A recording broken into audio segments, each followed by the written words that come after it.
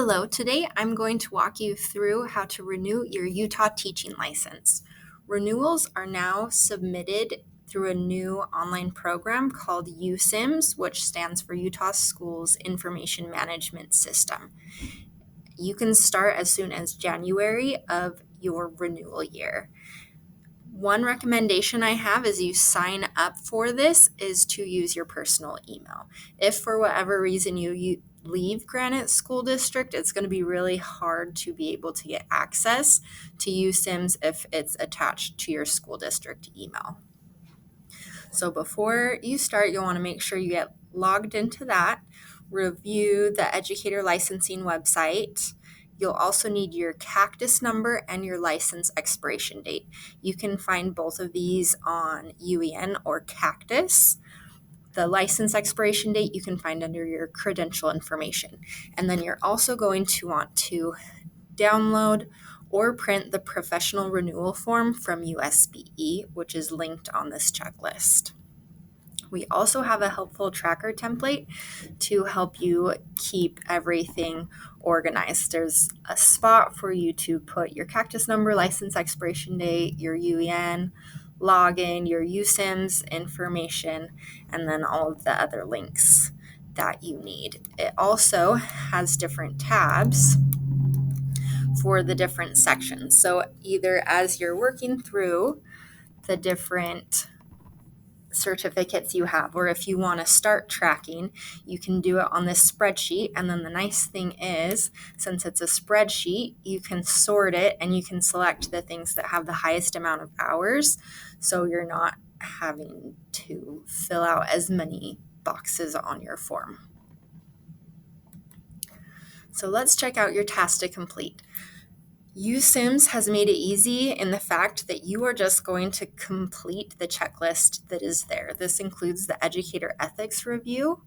So this is currently what mine looks like. My checklist is all completed, but USIMS will just keep on giving you all the things that you need to do, including that form that we downloaded. So after you complete your USIMS, you'll get to that point where you need to fill out your professional renewal form. And this is where you document your learning hours. 100 hours are required. So let's go ahead and take a sneak peek at that form.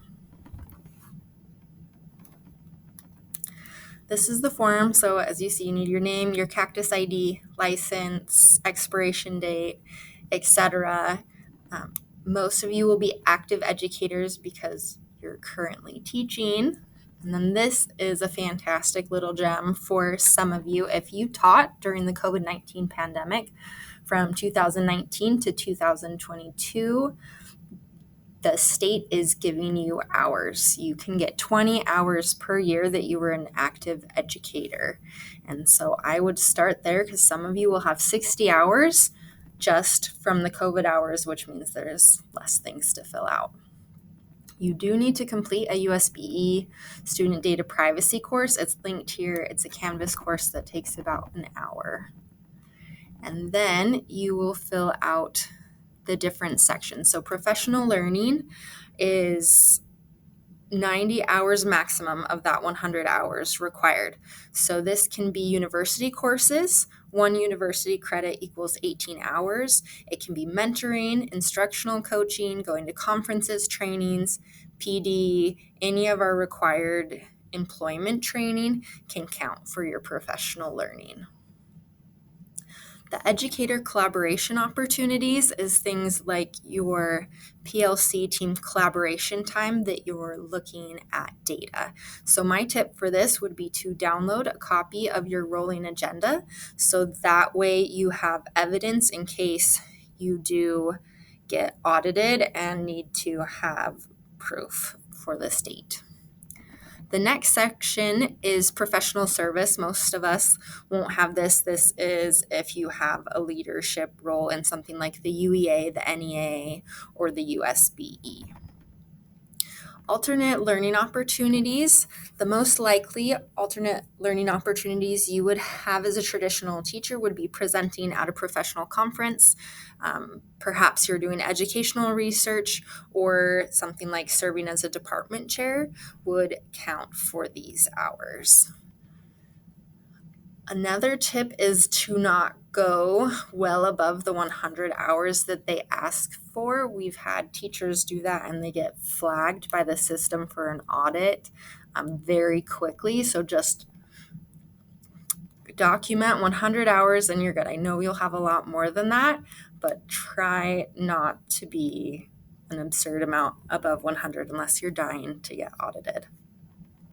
Then once you complete that, you will sign it, and then you need to have an administrator sign this as well. So keep that in mind if you're doing this in the summer or thinking of putting it off until the summer. You do need an administrator's signature, and those are easier to get during the school year. So you have your quick notes on our checklist about that form right here, that reminder about the student data privacy course, and then meeting with the administrator to get your form signed. And once that's done, you just follow the submission instructions on USIMS. You don't turn anything in. You just need to keep all of your certifications and your forms that you use for 2 years after licensing, because in those 2 years, you may be audited by the state. These forms and certificates you can either keep digitally or physically. I'd recommend doing it digitally, since most of the certificates we do get are digitally, and you can just sort it. And then if you are audited, you can just share the entire folder with them. And one last thing to note is youth suicide prevention training is required by law every 3 years. So you'll need to complete this either once a licensing cycle or twice a licensing cycle, depending on when you did your suicide prevention training. If you haven't completed it at school, there is an online Canvas course that you are able to get that suicide prevention training. Good luck, and please reach out if we can help you or if you have any questions.